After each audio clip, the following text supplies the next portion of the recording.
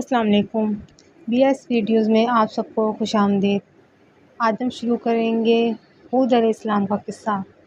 ہود علیہ السلام کا قصہ شروع کرنے سے پہلے آپ سے گزارش ہے کہ ویڈیو کو لائک کیجیے، پھر چینل کو سبسکرائب کریں اور بیل آئیکن کو پریس کریں تاکہ چینل پہ آنے والی تمام ویڈیو کا نوٹیفیکیشن آپ سب کو ملتا رہے۔ اب ہم چلتے ہیں قصے کی طرف۔ نوح علیہ السلام کے بعد ہود علیہ السلام۔ اللہ نے نوح علیہ السلام کی اولاد میں برکت دی، وہ زمین میں پھیل گئی، اور ان میں سے ایک امت تھی جس کو قوم عاد کہا جاتا تھا۔ وہ بہت طاقتور آدمی تھے، ان کے جسم لوہے کی طرح سخت تھے اور وہ ہر ایک پر غلبہ پاتے تھے اور ان پر کوئی غلبہ نہیں پاتا تھا۔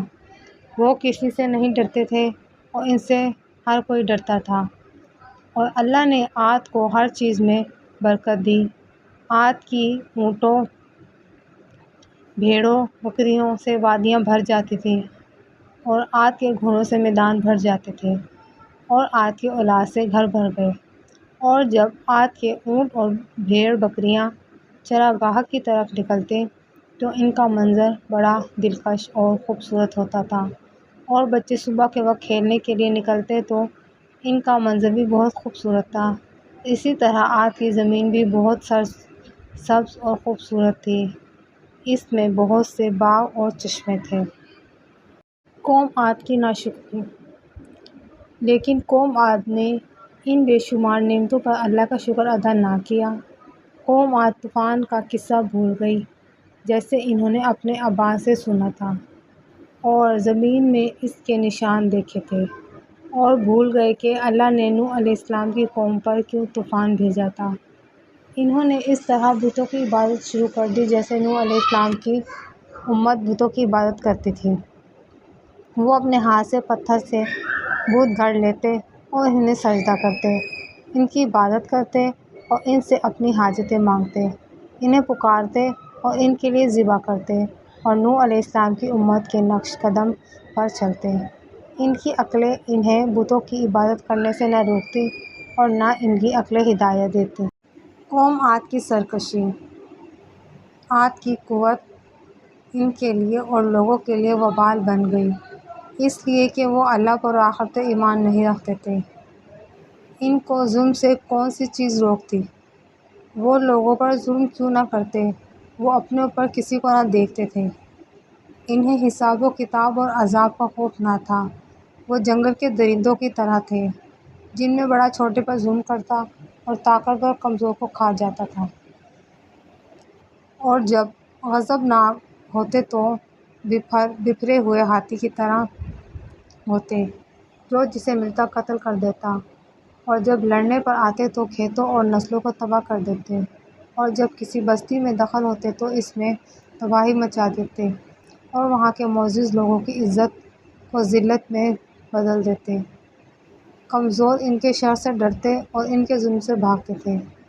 ان کی قوم ان کے لیے لوگوں کے لیے وبال بن گئی، اور اس طرح ہر شخص اللہ سے نہیں ڈرتا تھا، آخرت و ایمان نہیں رکھتا تھا، ان کی قوت وبال ہوتی تھی۔ قوم عاد کے محلات۔ اور عاد کو کھانے پینے اور کھیل تماشے کے علاوہ کوئی اور کام نہ تھا، اور ان میں ہر ایک دوسرے پر بلند و محلات وسیع گھروں کی تعمیر و فخر کرتا، اور ان کے مال پانی، کیچڑ اور پتھر میں ضائع ہوتے تھے۔ وہ جو خالی اور اونچی جگہ دیکھتے وہاں اپنا اونچا محل بنا لیتے اور اس طرح گھر بناتے جیسے انہیں وہاں ہمیشہ رہنا ہے، کبھی مرنا نہیں۔